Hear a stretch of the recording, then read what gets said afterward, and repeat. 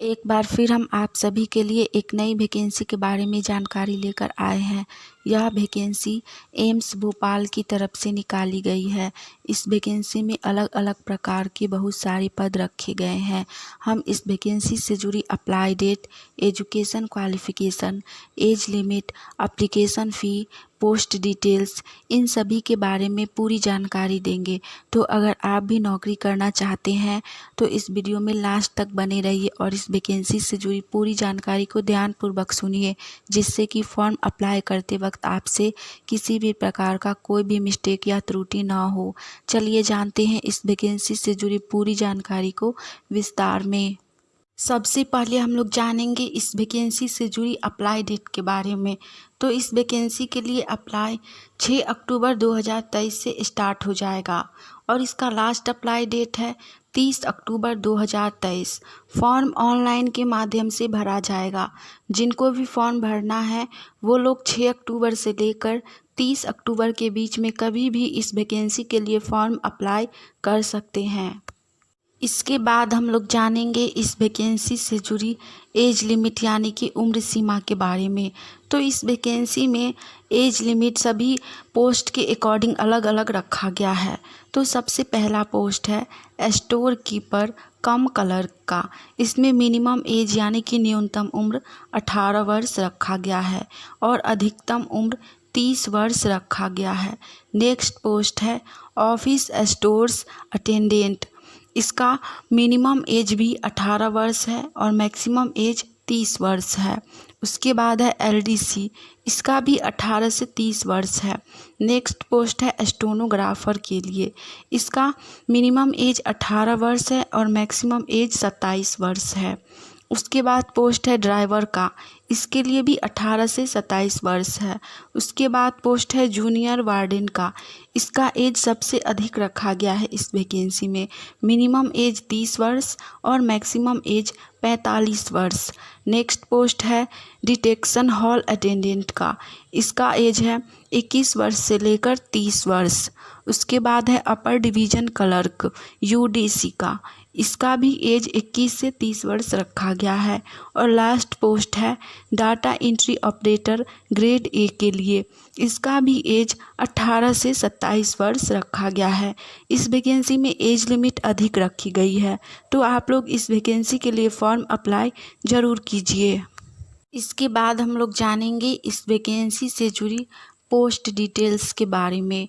तो इस वैकेंसी में टोटल 283 पोस्ट रखा गया है, जिसमें अलग अलग प्रकार का बहुत सारा पद रखा गया है। जिसमें सबसे पहला पोस्ट है स्टोर कीपर कम क्लर्क के लिए। इसमें टोटल 85 पोस्ट रखा गया है। दूसरा पोस्ट है ऑफिस स्टोर्स अटेंडेंस के लिए। इसमें टोटल पोस्ट 40 रखा गया है। नेक्स्ट पोस्ट है एलडीसी लोअर डिवीज़न क्लर्क का। इसमें टोटल 32 पोस्ट रखा गया है। उसके बाद पोस्ट है स्टेनोग्राफर का। इसमें टोटल 34 पोस्ट रखा गया है। उसके बाद पोस्ट है ड्राइवर का। इसमें टोटल 16 पोस्ट रखा गया है। उसके बाद पोस्ट है जूनियर वार्डन का यानी कि हाउस कीपर का। इसमें टोटल 10 पोस्ट रखा गया है। इसके बाद पोस्ट है डिटेक्शन हॉल अटेंडेंट का। इसमें टोटल 8 पोस्ट है। उसके बाद है अपर डिवीज़न क्लर्क यूडीसी का। इसमें सिर्फ 2 पोस्ट है। उसके बाद है data entry operator grade A का। इसमें भी 2 ही पोस्ट है। उसके बाद है जूनियर स्केल स्टेनो हिंदी का।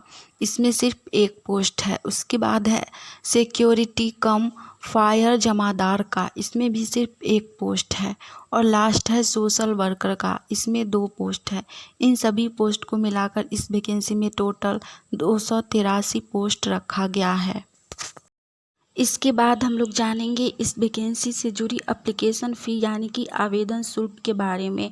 तो इस वैकेंसी में जाति वर्ग के अनुसार आवेदन शुल्क रखा गया है।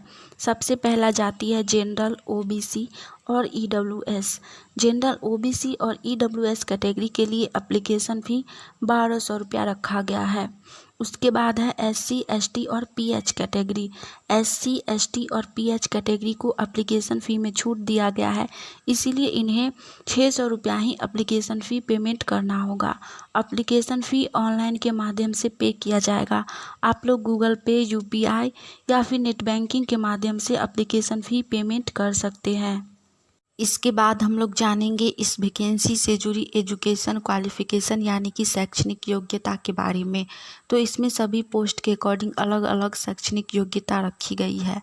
पहला पोस्ट स्टोर कीपर, इसके लिए शैक्षणिक योग्यता बैचलर डिग्री यानी कि ग्रेजुएट रखा गया है। एनी स्ट्रीम यानी कि आप ग्रेजुएट किसी भी स्ट्रीम से पास हो चलेगा, लेकिन 1 ईयर का एक्सपीरियंस होना चाहिए आपका स्टोर कीपर में। दूसरा पोस्ट है ऑफिस स्टोरेंस अटेंडेंट का, इसके लिए शैक्षणिक योग्यता बहुत ही कम है। यदि आप 10th पास हैं और ITI पास हैं तो इस पोस्ट के लिए फॉर्म अप्लाई कर सकते हैं।